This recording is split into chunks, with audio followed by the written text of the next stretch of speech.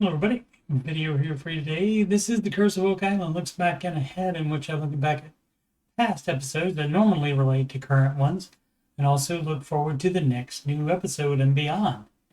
It looks back and ahead. Season and episode numbers are always that of the most recently aired new episode of the Curse of Oak Island. If you need to catch up on those Curse of Oak Island episodes, I have recaps of all the episodes except for the season 8 finale, which I hope to complete that sometime this week.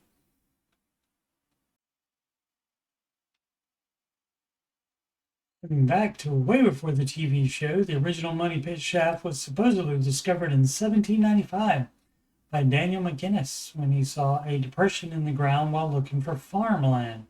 Interesting, though, is that McInnes, with the first name Donald, owned lot 28 as of 1788, 7 years prior to that time.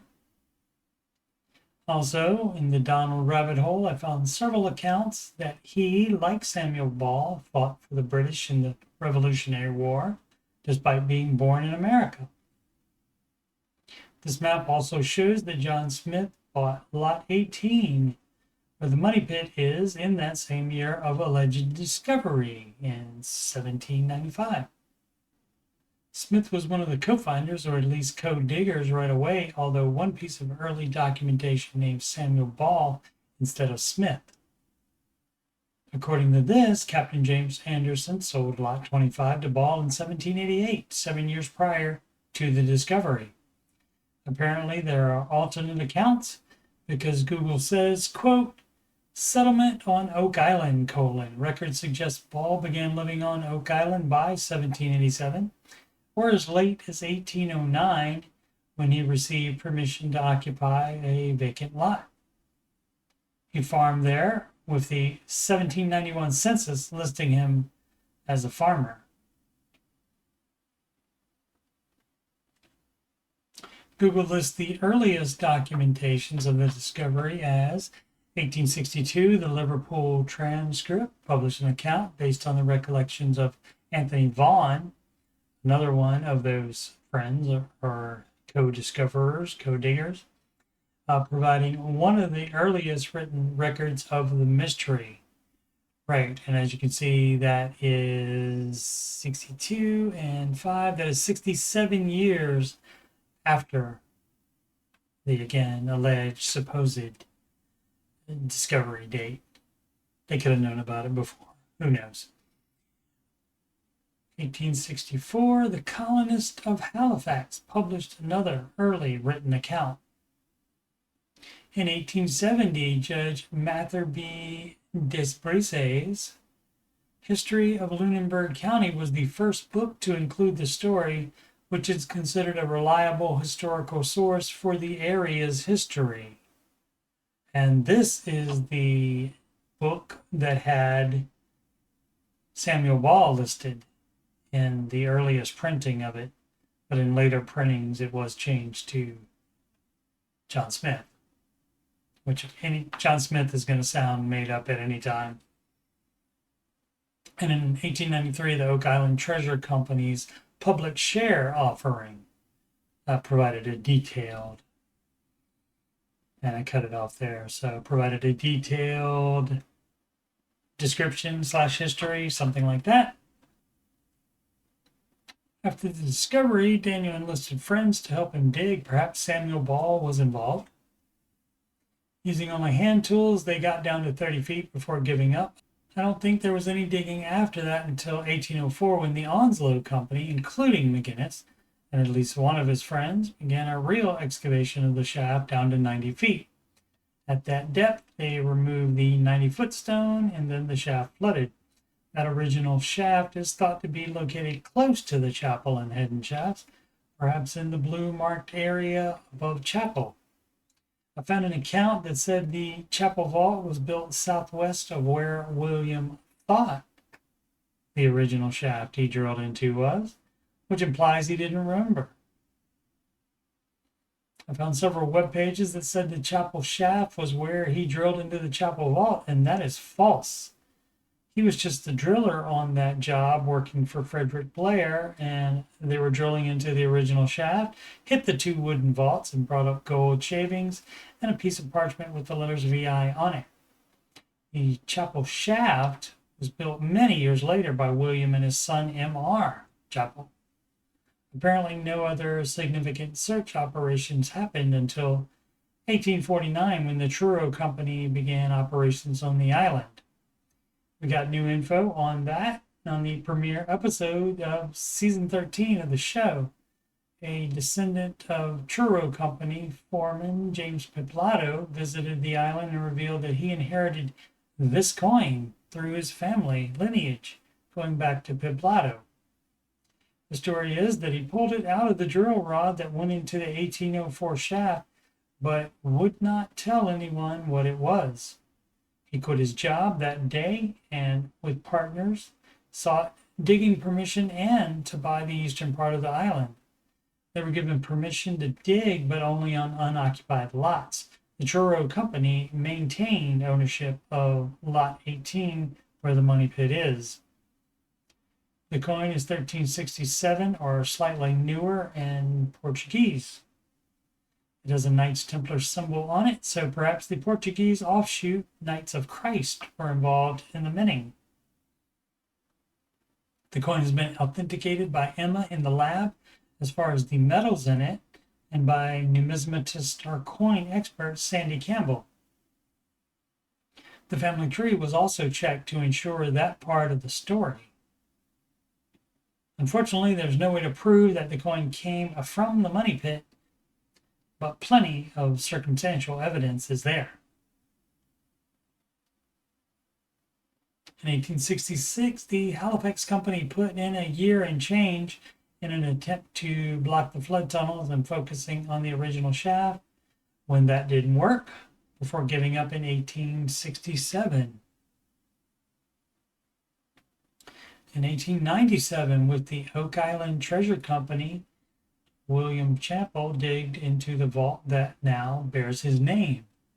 This is a picture of the Oak Island Treasure Company in 1897.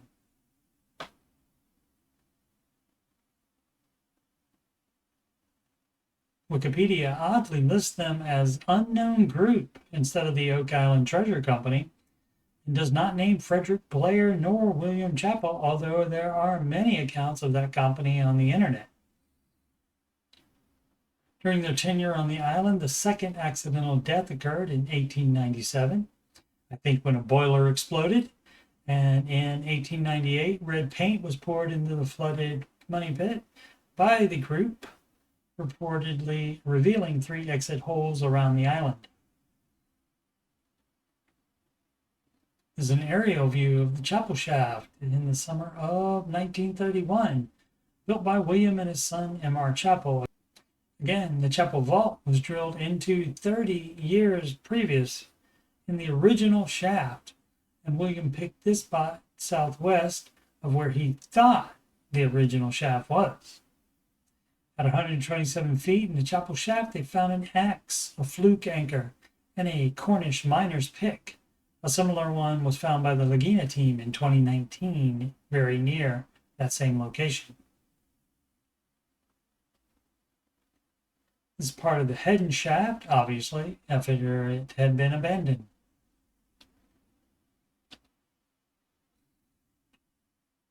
These are the chapel and head and shafts as they looked in October of 1959 when the Restall family arrived on the island to take over operations. In 1965, Robert Dunfield's Big Dig exposed the underground parts of the chapel shaft on the left and the head and shaft on the right. This is from the TV show when the team uncovered a sidewall of the head and shaft, or maybe it's chapel, I don't recall.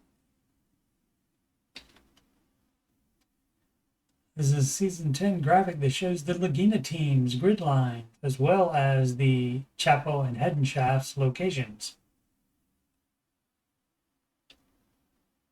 This graphic is from the current season 13, and in the early episodes, they drilled J9 and slightly above it, which leads to a money pit find. This is Steve's swamp map. The team has explored most of the right or east side and the north bog, but haven't explored much of the left or west side of the swamp yet. They started to do so at the end of episode 3 in the orange square in the yellow circle. Episode 4 is called The Smoking Gun, and the synopsis is: as the team drills deeper than ever into the money pit area, a find in the swamp could have explosive implications. The video preview breakdown as Billy excavates on the western side of the swamp. And what do you know? A new structure find. And the latest borehole core sample from the Money Pit's chapel shaft area contains what looks like a silver half coin. Or maybe it's just bent or folded. The rest of the episodes, 5 through 8, that will air between December 2nd and 23rd, according to IMDb.com, which stands for International Movie Database and is likely a reliable source for upcoming episode information. Episode 5 is called Keep On a Rockin'. After a find in the swamp proves to be at least 500 years old, the Oak Island team uncovers another man-made structure on Lot 5. Episode 6, The Heat is On. The heat is on. As the team finds more traces of treasure in the money pit, they discover a clue that may guide them to the ultimate answers on Oak Island. Episode 7 is called Walk the Line. Lots of song titles this year. While investigating a potentially ancient marker stone on the island, the team makes stunning new discoveries. And episode 8, called Into the Fold. I don't think that's a song, not one that I've heard of anyway. After a new Bobby Dazzler is unearthed on Lot 5, the Oak Island team makes a discovery with possible religious implications. So we have explosive implications in episode 4, religious in episode 8, for those keeping track. Recaps of all the air shows from every season except the last one of season 8 are in my Oak Island playlist, including the 2-hour premiere episode and episode 2 and 3. I will be recapping new episodes as they air from now, November 2025, to May 2026. That playlist is linked at the end of this video. I'll also be putting out retro recaps of the Secret of Skinwalker Ranch seasons 2 through 4. Seasons 1, 5, 6, and the first 5 episodes of season 2 are already done and are in that Skinwalker Ranch playlist. Thanks so much for watching. Please subscribe, like, comment. Sempre avanti.